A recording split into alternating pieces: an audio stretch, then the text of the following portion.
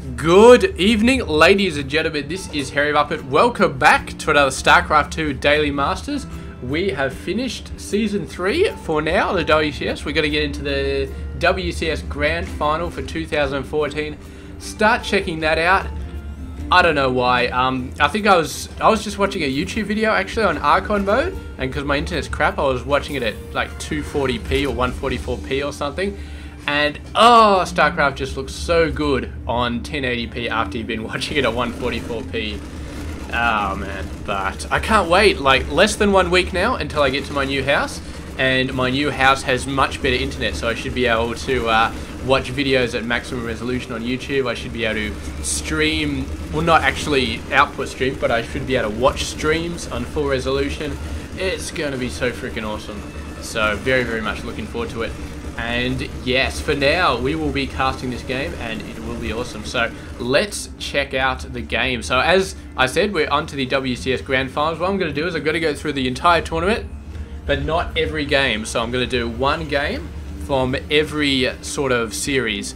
So right now we are in the round of 16, the very first series between Mr. Bomber and Mr. Jaedong. We're going to do one game from this series, and then we're going to move on to the next set of guys, which is Stardust and MMA. We're going to do that until we get to the Grand Finals, and we might go through every game of the Grand Final. I'm not sure, but we'll just have to see how it goes. So up the top left side of the map, it is Mr. Bomber. He is 27 years of age, from South Korea, sponsored by Red Bull and SanDisk.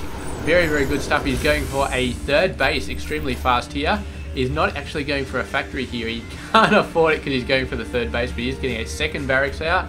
And did we see a Reaper come out for him? Does not look like it, so he didn't go for a Reaper. Going for a factory now, going for that second barracks. Not really doing any sort of harassment, just getting the expansions out nice and fast. And Jaedong down the bottom right side of the map. He is 25 years of age, from South Korea. Plays for the Evil Geniuses team. Doing a lot of good stuff here. He's got the second base. He wants to get the third base over on this right hand side of the map. He's already going over there to build it. Now he just needs to get the rocks for the greater accessibility, because of course if Bomber comes down the right side, hits this base nice and early, and the rocks are not down, Jaedong is going to have a hell of a time defending that, especially if he's just going to be using a mainly Queen Force to defend it. If it's like Hellions or something like that, and there's workers there, and yeah, it's going to be painful for the Queens to get over there to defend against the Hellions. So needs to get those rocks down, and that's exactly what he's doing right now. He's got a nice worker advantage, although Bomber is catching up so rapidly with that third command center down. Looking very, very good. Actually going after the Overlord, which does have Overlord speed at the moment. He's got that really early, and most players don't usually get that at all, or if they get it later on in the game, but he's got that nice and early. Allowed him to get that nice fast scout in there. Saw the third base, and that definitely gives Jaedong a lot of information about what Bomber is doing. Knowing that the third base is out there, he can do all sorts of crazy stuff. Maybe even a fourth base before the 10-minute mark. I'd really like to see that. I don't know if he'd be risking it at the gas. He'd probably be going for this one over here, something like that. And then he can just work on defending this entire right-hand side. But we do have the first two Hellions coming out, and the Queens are going to go down the ramp, and they are going to be ready for it. This is actually the further ramp. The closer ramp, they have got that down now, which is beautiful. So this base should be easily defended with units just running straight down that ramp. So very, very, very nice stuff. The two Hellions not going to be able to do too much. I don't think they're even going to get a scout off. The Queens are way too close. Pumping out the creep there. We got this crazy little cleaning bot. My God. Look at this poor little cleaning bot. Somebody's been spawning a crap load of creep right underneath the cleaning bot. And that cleaning bot's just like, FML, you bastards. If it had a self-destruct, I'm sure we'd try and blow up the Queens right now, or blow up the creep tumors or something, but whatever. It's just going to sit there and do nothing, because there's nothing that can be done. Third base coming out on the gold. Very, very nice. The Widowmine does go down before the Lings can actually get anything done. Unfortunate, but there is a gap in this mineral line, so a bunch of Lings could just run through there and just start owning stuff. And Jaedong is going to have a response here. And he's got 3 bases. He's getting a macro hatch down there, which is nice. Not quite getting a fourth base yet, but I would not be surprised to see a fourth base coming down in this location fairly soon. Maybe even the gold base if he's feeling very confident. But we're going to need to see something here, because he cannot let Bomber go nuts on this gold base. He's got to send something out here. He's got 36 Lings. I think that fairly soon they are going to be moving out there. They will have Hellbats to contend with, which is going to suck. These guys, yeah, he is going to be taking them out. He's got the Lings over there waiting to see what they can do. There's actually a whole bunch of rocks here, so not much going to be happening over on that side.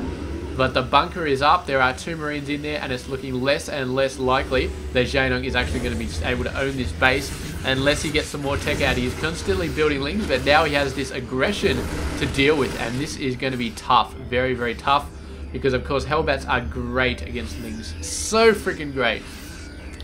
Bailings they're pretty good against as well, but as long as Jaedong manages to hit the Marines and not the Hellbats with the Bailings, he should be nice.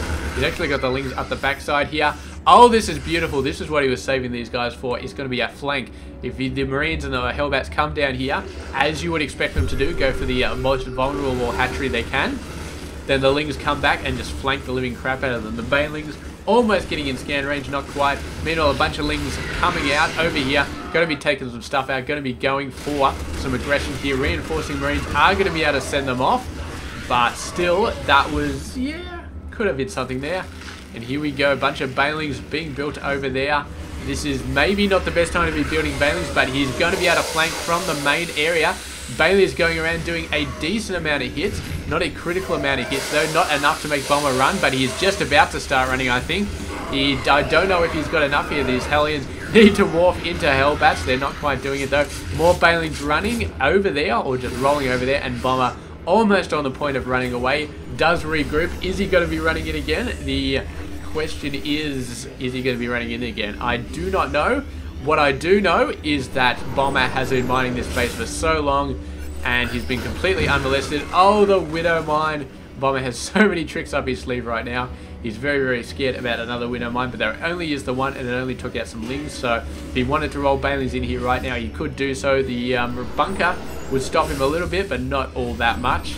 And we've got, what the hell is this? Some sort of spectator thing going on. I don't know, but anyway, this guy's rolling past. Doesn't see the Lings and the Bailings here, actually. God knows where these guys are going to go for, but I think maybe he has seen them now. I think he's seen them. He's stimming up. He's running. They're running through the reinforcements. Oh, he turns around, takes out a ton of units. Is he going to go for the gold base at the same time? I'm not sure. Lings running in, not really doing a lot. Here we go. The Bailings coming into the base. The workers running for it.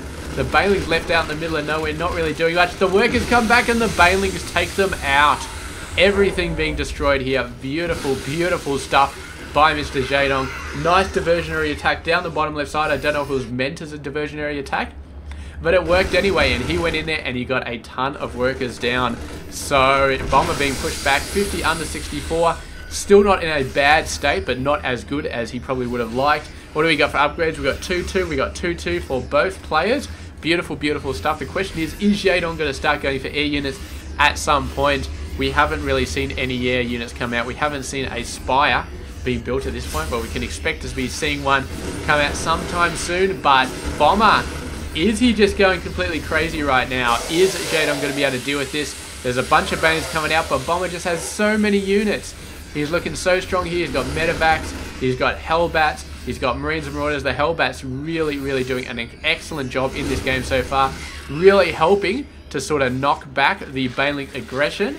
And I really like this play because the mix-in of the Hellbats into this army is just doing so well. Usually Marines Marauders, they do eventually get knocked back by their Bailings, but the Hellbats doing such a great job.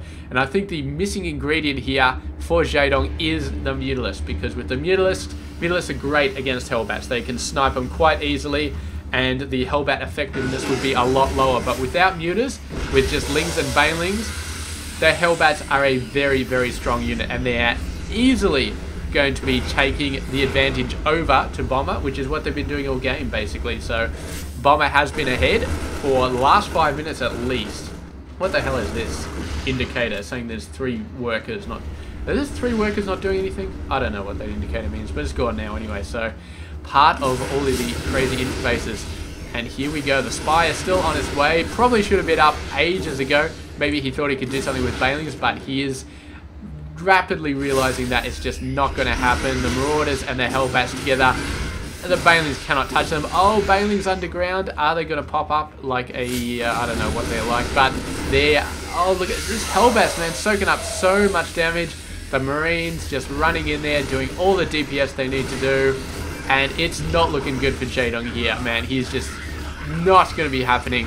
The fact that the Spy was so late that he wasn't able to build any mutas, and the fact that the Hellbats were mixed into Bomber's army, those two together, just too much. He's going in nuts here with a bunch of lings, but Marines with workers out the front is just so bad when you are A-moving, because of course you try and attack the Marines, and it just doesn't happen. So that's it. Nothing going to be happening there. I think this is workers lost, actually. This is showing you how many workers have just been killed, which is a really, really nice, because you can see, oh, I just lost 13, just lost 5. I don't have to keep going to this sort of display to keep seeing that sort of stuff, but regardless, I don't think killing those 13 workers is going to make a difference here. I think that Bomber is going to take this out. His army is so much further ahead, like 100 in front, and that is it. I think this is just a GG coming in a minute or so. I don't know.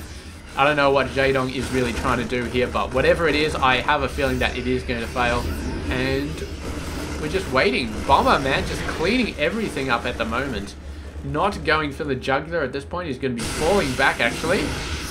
Just not sure why. I think this gold base staying alive for so long and allowing so many resources to be mined really, really helped quite a lot as well. But, yeah. There's just a combination of things all over the place. And there we go, 3 weapons is done, and now Bomber is gonna finish it, I think. Is he? I think he's gonna finish it. Is he gonna try and do something fancy here? I guess a critical hit of Valen's could turn this game around potentially, but it's a very, very, very, very, very low probability of anything turning the game around at this point. I mean, the income is absolutely crap for Jaedong. He's got no bases. He's barely got enough minerals to actually build another base. And that's it. We just got drops coming out all over the place. Bailey's coming in. He is going to save all of his forces. He's playing ultra safe in a position where he doesn't need to play ultra safe. Where he's in a position where he can just basically A-move and destroy everything. But he's going to play ultra safe. And you know what? It's the WCS Grand Finals, so maybe it's okay for him to be playing ultra safe in this game. Yeah, maybe it's alright. Just takes a little bit longer time, a little bit less risk. Yeah, why not? Why not? So let's see. Going in there, gonna be having a good crack here. Gonna be killing a lot of stuff. Workers starting to go down. This is definitely the workers lost target. I thought it was like idle workers or something for a sec, but it is workers lost. It's gonna be going up there, and Bomber is going to start annihilating everything right here. Nothing is going to stop him at this point. And that's it. We're going to be seeing the GG from Jaedong. Could have taken the GG a little bit earlier, but I mean, the fact that Bomber was hanging back so much, maybe Jaedong thought he could do something. Turns out no. The end was pretty much guaranteed since like 2 or 3 minutes ago. And that's it. Great, great game from Mr. Bomber. And Bomber, of course, in this tournament, did end up going into the round of 8, beating Jaedong 3-2 total in this series. So a very, very close series.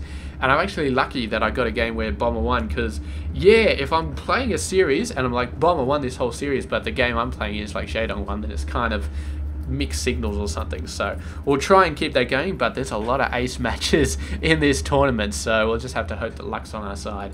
Anyway, that is the game. Congratulations to Bomber, and he is going to be moving on. The next series we're going to be playing, Stardust versus MMA, and that's going to be awesome. So I'll catch you guys in just a sec. Stay tuned. Well, what am I saying? Just a sec. I'm falling into my tournament playstyle again. We will not be casting another game in just a sec. We'll be casting another Daily Masters tomorrow, so stay tuned for that.